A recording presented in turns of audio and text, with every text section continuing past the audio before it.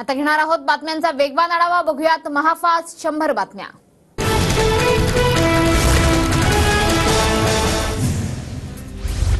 काँग्रेस आमदार जिशान सिद्दीकी अजित पवार गटात जाण्याची शक्यता। सिद्दीकी आज अजितदादांच्या जनसन्मान यात्रेत सहभागी होणार। मुंबईतील जनसन्मान यात्रेसाठी सिद्दीकींकडून बाईक रॅलीचे आयोजन। उद्धव ठाकरेंमुळेच राज ठाकरेंना शिवसेनेतून बाजूला करण्यात आलं। राज ठाकरेंबाबत उद्धव ठाकरेंच्या मनात असुरक्षितता होती, मुख्यमंत्री एकनाथ शिंदेंचा दावा। खोटं बोलणाऱ्यांच्या कळपात गेल्यामुळे शिंदे खोटं बोलतात। राज ठाकरेंनी शिवसेना सोडली तेव्हा शिंदे शिवसेनेतच होते। राऊतांचं शिंदेंच्या आरोपावर प्रत्युत्तर। राजकीय जीवनात प्रत्येकाला निर्णय घेण्याचा अधिकार, त्यांना अनुकूल वातावरण असेल तिथे लढतील। अजित पवारांच्या बारामतीच्या उमेदवारीबाबत पवारांची प्रतिक्रिया। सुप्रिया मुंबईत असेल तर राखी बांधून घेणार, अजित पवारांचं वक्तव्य। मी नाशिकमध्ये कुणीही राखी बांधून घ्यायला आलं तर स्वागतच करेन, सुप्रिया सुळेंची प्रतिक्रिया। शिंदे गट विदर्भातील 12 जागांसाठी आग्रही, पूर्व नागपूर आणि मध्य नागपूरसाठी शिंदे गट दबाव टाकण्याची शक्यता।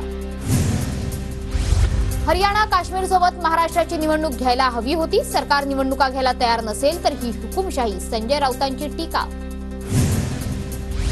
निवडणुका कितीही पुढे ढकलल्या तरी निकाल बदलला जाऊ शकत नाही, निवडणूक लांबणीवरून सुप्रिया सुळेंची प्रतिक्रिया।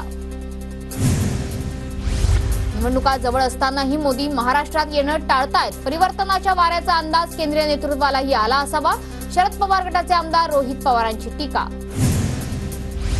सुप्रिया सुळेंच्या नाशिकमधील कार्यक्रमात अजितदादा गटाचे नेते नरहरी झिरवळांचा सुळेंसह फोटो। जळुकेमधील आरोग्य उपकेंद्राचा सुप्रिया सुळेंच्या हस्ती उद्घाटन सोहळा। महाराष्ट्राच्या राजकारणातील शिंदे कर्ण तर फडणवीस अर्जुन, तर मराठा समाजाला मिळालेलं आरक्षण उद्धव ठाकरे शरद पवारांनी घालवलं, सदाभाऊ खोत यांची टीका।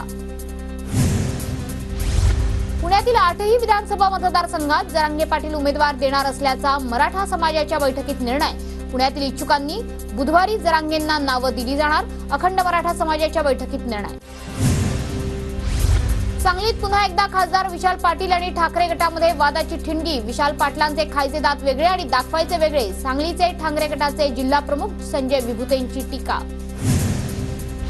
चंद्रकांत पाटलांविरोधात भाजप माजी नगरसेवकांना शड्डू ठोकला, अमोल बालवडकर यांच्याकडून बालेवाडीत शक्ती प्रदर्शन। मी महायुतीची घटक, त्याप्रमाणे माझं काम सुरू, अर्चना पाटलांचं राष्ट्रवादीमध्ये सक्रिय नसण्याच्या प्रश्नावर उत्तर। प्रतापराव जाधवांचे पुतणे योगेश जाधव यांनी पुण्यात शरद पवारांची भेट घेतली। योगेश जाधव आणि पवारांच्या भेटीमागचं कारण अद्याप अस्पष्ट। पंढरपूरच्या विठ्ठल सहकारी साखर कारखान्याचे अध्यक्ष अभिजित पाटील माढ्यातून विधानसभेची निवडणूक लढवणार, माझ्यासाठी सर्व राजकीय पर्याय खुले असल्याचे अभिजित पाटलांचे संकेत। साताऱ्याचे भाजप आमदार जयकुमार गोरेंच्या अडचणीत वाढ होण्याची शक्यता। जयकुमार गोरेंविरोधात मुंबई हायकोर्टात नवीन याचिका दाखल, बोगस एफआयआर दाखल करण्यासाठी पोलिसांवर दबाव टाकल्याचा आरोप। जे झालं ते चुकीचंच, आम्ही समर्थन करत नाही, अजितदादांच्या ताफ्याला भाजपनं काळे झेंडे दाखवण्यावरून मुरलीधर मोहोळ यांची प्रतिक्रिया। आशिष शेलारांनी राज ठाकरेंची भेट घेतली, शेलारांनी राज ठाकरेंच्या शिवतीर्थ निवासस्थानावर जाऊन भेट घेतली। आगामी विधानसभा निवडणुकीत शिवसंग्राम संघटना 5 जागा लढवणार, संघटनेच्या सर्वसाधारण सभेत निर्णय, तर मराठा आरक्षण देण्याची भूमिका घेणाऱ्या पक्षांसोबत युती करणार, पक्षाची भूमिका। पुण्याच्या आंबेगाव शिरूर मतदारसंघात महायुतीत तणाव, शिवसेना पदाधिकाऱ्यांकडून अजितदादा गटाची मुख्यमंत्री एकनाथ शिंदेंकडे तक्रार। दिलीप वळसे पाटलांनी महायुतीची बैठक बोलावताना विचारात न घेतल्याचा आरोप। अजित पवारांची जनसन्मान यात्रा आज नवाब मलिकांच्या मतदारसंघात, चेंबूरच्या देवनार आगाराजवळ जनसन्मान यात्रेत सहभागी होण्याचं मलिकांचं ट्विट करत आवाहन। अजितदादांच्या जनसन्मान यात्रेनिमित्त मुंबईत बॅनरबाजी, उद्धव ठाकरेंच्या घराबाहेर सुद्धा अजित पवार गटाची बॅनरबाजी। काँग्रेस नेते राहुल गांधींना आज पुण्यातील शिवाजीनगर न्यायालयात हजर राहण्याचे आदेश, स्वातंत्र्यवीर सावरकरांविरोधात वादग्रस्त विधान केल्याचं प्रकरण।